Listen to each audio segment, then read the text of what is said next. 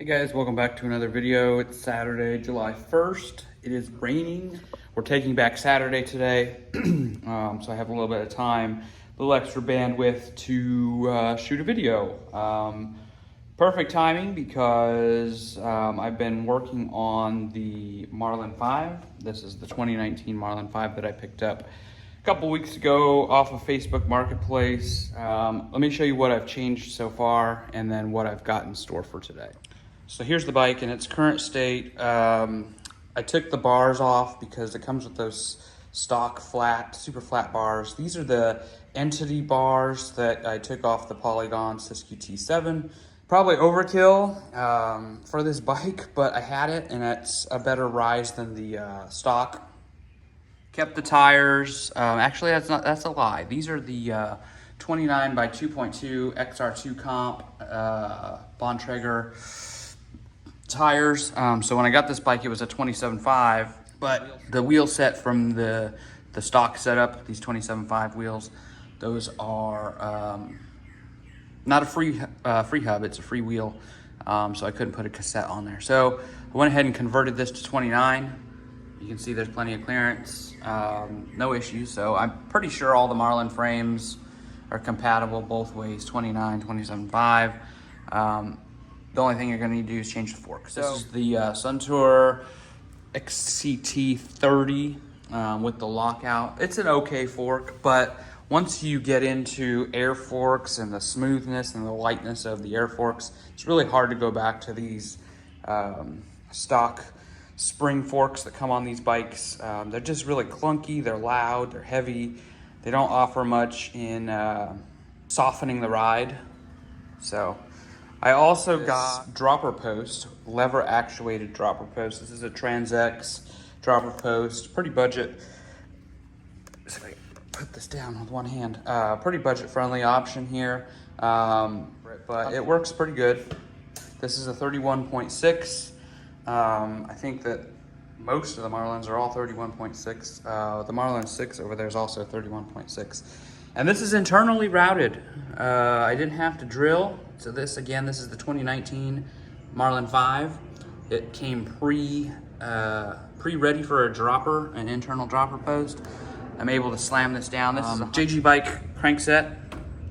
With the bottom bracket, the chain ring, and the cranks. This is a 32 tooth oval chain ring that I've got on here. I've run that basically on all the bikes. I also changed out the brake pads twice. The original brake pads on here, I'm pretty sure were contaminated. They may have been the original brake pads.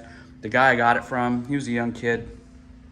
I think he sprayed WD-40 on this bike religiously because it was very greasy, smelled of WD-40, and I think that he didn't care. It got all over the brakes, it got over the rotors, therefore contaminating the pads. The bike wouldn't stop.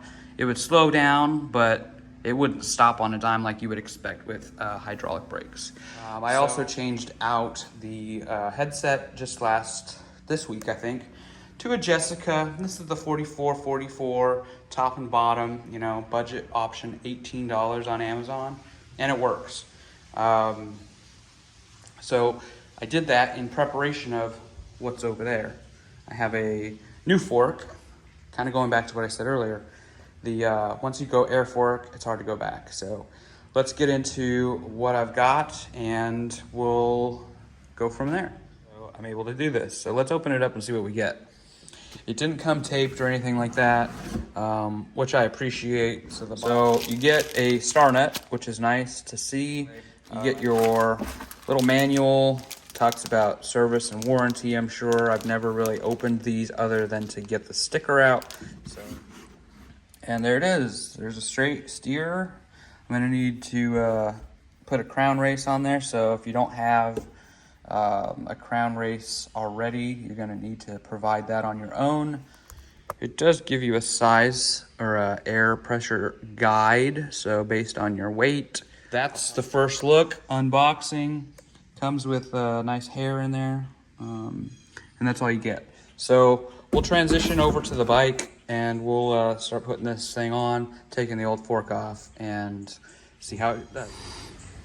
All right, guys, so first thing that you're gonna wanna do is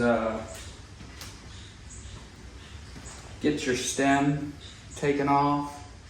Sometimes I do this in the bike stand, but more often than not, I find myself doing bike stuff in this wheel holder stand, because especially when you're doing a fork, it's very easy to let that fork drop out and cause a big old issue. Your spacers and everything goes flying. So this kind of keeps the front wheel on the ground.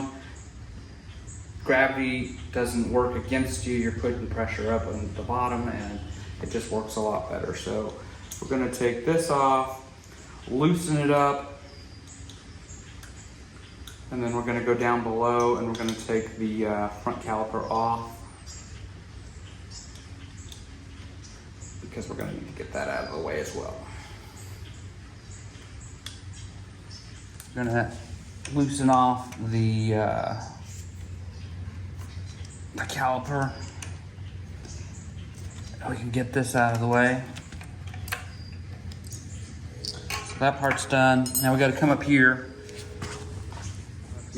Loosen off this, get the cable out, and then we should be good to start taking this apart. Oop. Pull it out. Then you can tighten this back down so that way it doesn't get lost.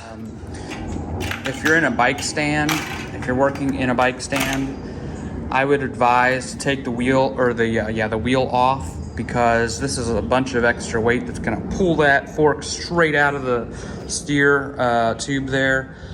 So by taking off the wheel, it takes off some of that weight, so that way you can hold it easier and it doesn't surprise you when it just drops out. So nice and easy, just back and forth until it comes out.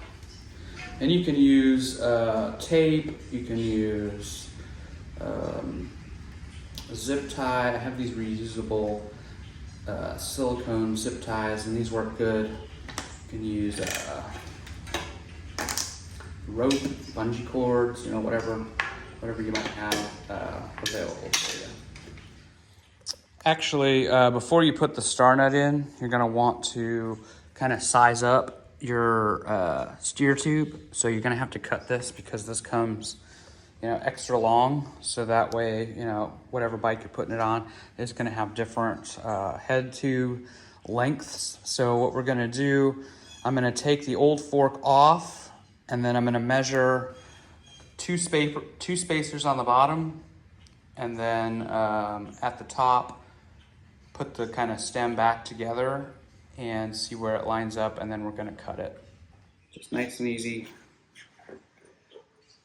Pull it up and out. And take my crown race off, because we're gonna need that for the new fork. You just throw it on and it clicks into place and you're good to go.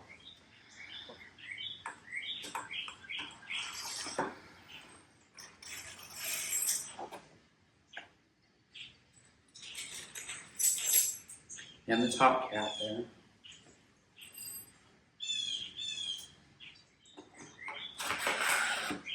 Throw that there, and then we have one spacer on top. So get yourself a flathead. You can mark it. Just give a little score line there.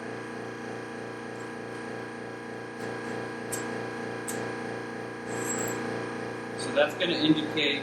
Sorry about the noise. The air compressor came on. Okay, so anyway, that's gonna indicate the top of where my last spacer is. So what I'm gonna do when I cut this, I'm gonna cut it just below that line, so that way my spacer is actually functional, because you wanna have a little bit of space on top of the stem, so that way everything compresses good. If you cut your steer tube too short, you can run into problems with your headset coming loose. So we're gonna cut this at just below our score mark, and this is usually better done on like the top of your bench or whatever, but for the video's sake, I'm just going to do it here on the ground. Make sure that you're nice and straight. I just like to eyeball it. Looks pretty good. And then we tighten slightly. start spinning.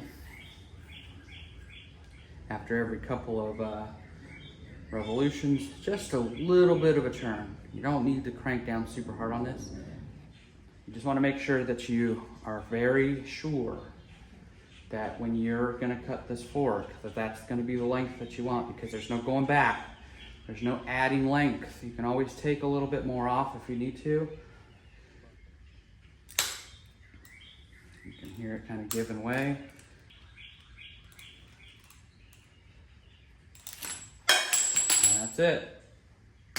Basic, you put the star nut on that threaded piece, and then you throw this inside of here, just like that. And you put this top pipe over top of the steer tube, and then you hit it with a mallet until this goes flush. Once that goes flush, after you're hitting it, that's your proper star nut depth, and you should be good to go. Again, this is, I don't remember how much I paid for this. I think it was like $20 or $30. And like I said, I thought it was expensive, but I've done so many forks in the last few years with new star nut installation. I'm so glad I have this. So let's get this pounded in and get this video finished. I like to keep that in the bottom until I've done installing the star nut, because it just kind of helps protect those dropouts there. So push it onto place, and you take your mallet. I like to use this rubber mallet. I got this.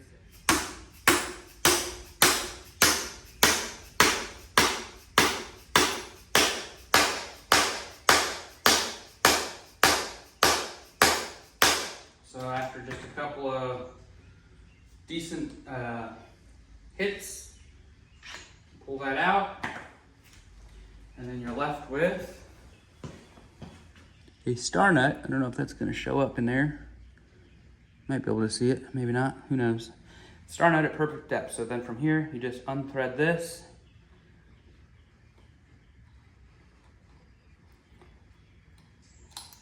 Comes right out, and you can see in there, we've got our star nut.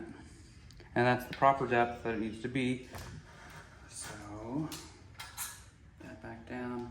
Figure out your your orientation, make sure it looks right. So this looks like it didn't get too twisty. So we're good there. Bottom spacers.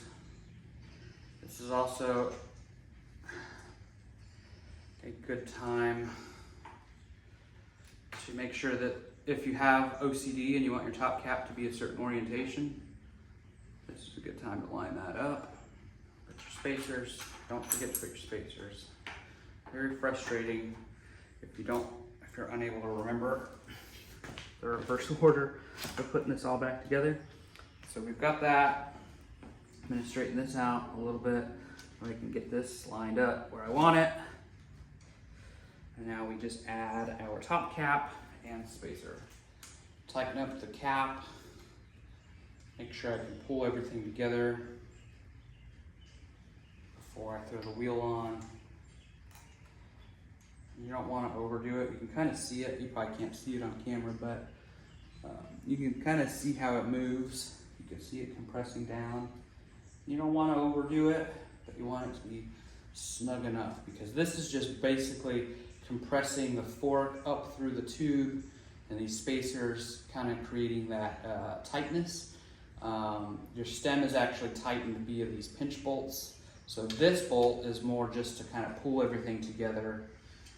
And it says on here 4 Newton meters max torque, so that's not a whole lot. So I just like to use my finger, don't put a lot of pressure, and then I kind of do one of these, kind of feel it.